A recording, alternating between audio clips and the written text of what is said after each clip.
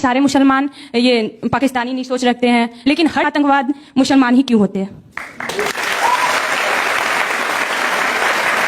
महात्मा गांधी को जिसने मारा वो मुसलमान था क्या?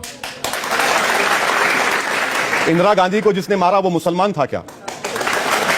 बाबरी मस्जिद को जिसने शहीद किया वो मुसलमान था क्या? एक मिनट, दिल्ली की सड़कों पर सिखों को गर्दनें काटी गई, क्या वो मुसलमान थे?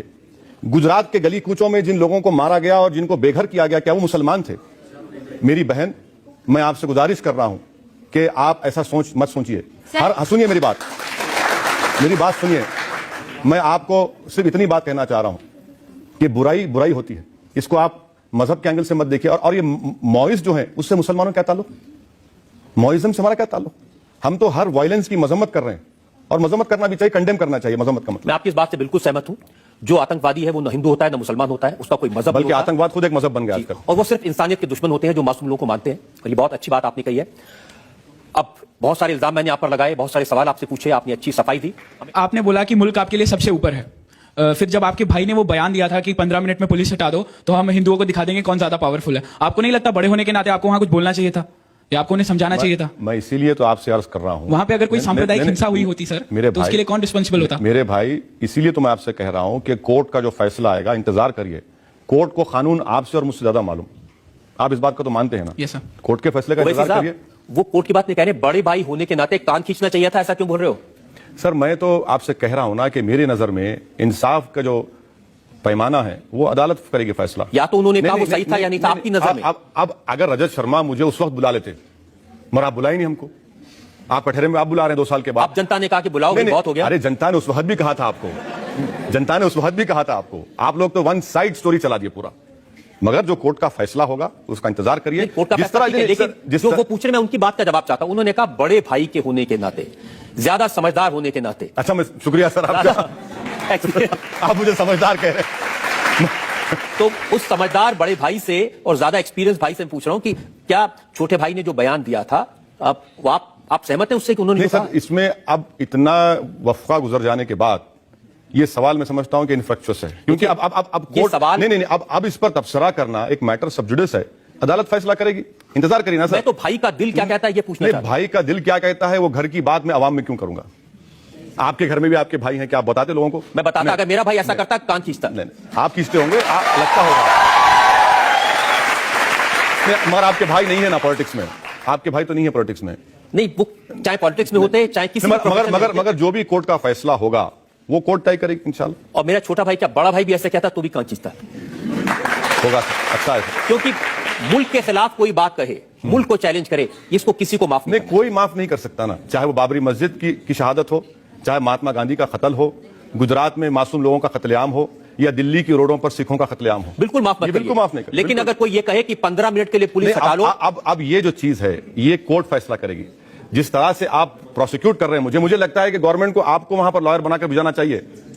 आप अच्छा आर्ग्यू करेंगे वहां पर, बहुत अच्छा करेंगे। बिल्कुल, तो मैं तो कह रहा हूं आपको आना चाहिए। अगर कोई मेरे मुल्क पर हमला करेगा, लोगों को बांटेगा, तो मैं बहुत अच्छा। कोई मुल्क पे हमला नहीं है, कोई मुल्क को बांटने की बात हरगिज कोई नहीं कर सकता, ना हम उसको मानेंगे।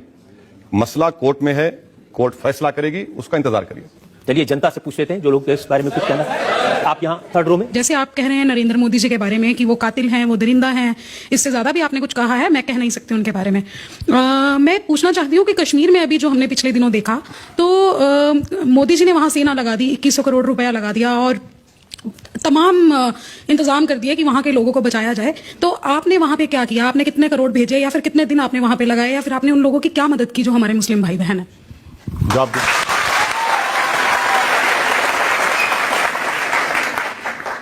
रजत शर्मा साहब वो वीडियो नहीं दिखा रहे जहां पर उत्तराखंड में मैंने 1.5 करोड़ की इमदाद की। उत्तराखंड में हमारे लोग डॉक्टर्स की टीम गए, मेडिसिन लेकर गए, दवाएं सामान लेकर गए। सब दिखाने की जिम्मेदारी मेरी है, आपकी भी कुछ है? कठेरे में तो आया हूं ना, कठेरे में तो मैं जवाब दे रहा हूं। सर मैं जवाब दे रहा हूं ना, आप मुझे मुकम्मल करने इतनी बेसब्री मत करिए सर। आप मुझसे उम्र में बड़े हैं, थोड़ा सब्र करिए। तो उत्तराखंड में हमने ऐसा किया। दूसरी बात यह है कि कश्मीर के लिए मैंने 50 लाख के वाटर प्यूरिफायर्स का ऑर्डर किया है। स्पेशल वाटर प्यूरिफायर्स होते हैं, क्योंकि अगर आप वो नॉर्मल वाटर प्यूरिफायर्स लगाएंगे तो उसमें कंजाल आता है और पानी साफ नहीं आता। 50 लाख के हमने वाटर प्यूरिफायर्स दे रहे हैं, और 50 लाख के इंशाल्लाह दवाएं लेकर हम भिजाएंगे। तीसरी बात जो आपने वजीर आजम ने किया, अच्छा किया वजीर आजम ने, बहुत अच्छा किया। वो मुल्क के वजीर आजम है और कश्मीर हमारे मुल्क का अटूट हिस्सा है और कश्मीरी हिंदुस्तान के शहरी हैं और उनकी बराबर हमको मदद करनी चाहिए, बल्कि कश्मीर को अच्छी तरीके से अब तो रेस्क्यू रिलीफ के बाद रिहेबिलिटेशन होना चाहिए और अच्छा किया हम उसकी तारीफ करते हैं, उसमें कौन सी बुरी बात। चलिए, आपकी तारीफ करनी चाहिए, कम से कम किसी बात में तो आपको नरेंद्र मोदी की तारीफ की आपने। नहीं, तारीफ नहीं की सर, तारीफ नहीं, अभी तो नहीं, तारीफ नहीं की, तो ये उनकी ड्यूटी है। आज वो वजीर आजम है, हमने उनकी मुखालिफत की, और इंडिया के प्राइम मिनिस्टर है, उसे कोई इनकार नहीं कर सकता। और इंडिया के प्राइम मिनिस्टर जब है तो पूरे मुल्क के शहरी उनके लिए बराबर होने चाहिए। अच्छा किया उन्होंने कश्मीर में किया, और भी करने की जरूरत है। ये तारीफ नहीं है, तारीफ नहीं। आप इसको तारीफ देखते हैं तो मैं कुछ नहीं कर सकता। अभी एक खबर आई थी कि भारत में हैदराबाद में से 15 स्टूडेंट्स ISIS में भर्ती होने के लिए यहाँ से उन्होंने कोशिश की थी और वो पकड़े गए थे। तो वो भी हैदराबाद में हुआ था और ISIS क्यों ज्वाइन करना चाहते हैं और आपका इसके बारे में क्या कहना है?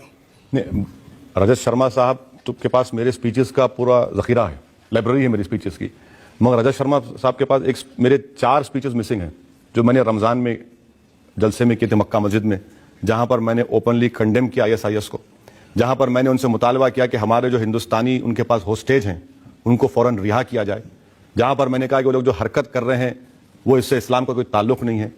और चौथी बात यह है कि जो आखिरी मेरी पब्लिक स्पीच हुई वो आपके रिसर्च टीम ने जिसको मिस कर दिया, जिसमें मैंने उन बच्चों से मुखातिब होकर कहा, वो 4 बच्चे थे, 14 नहीं 4, उनसे कहा कि भैया अगर जिहाद करना है तो पार्लिमानी जमहूरियत में पॉलिटिक्स में आओ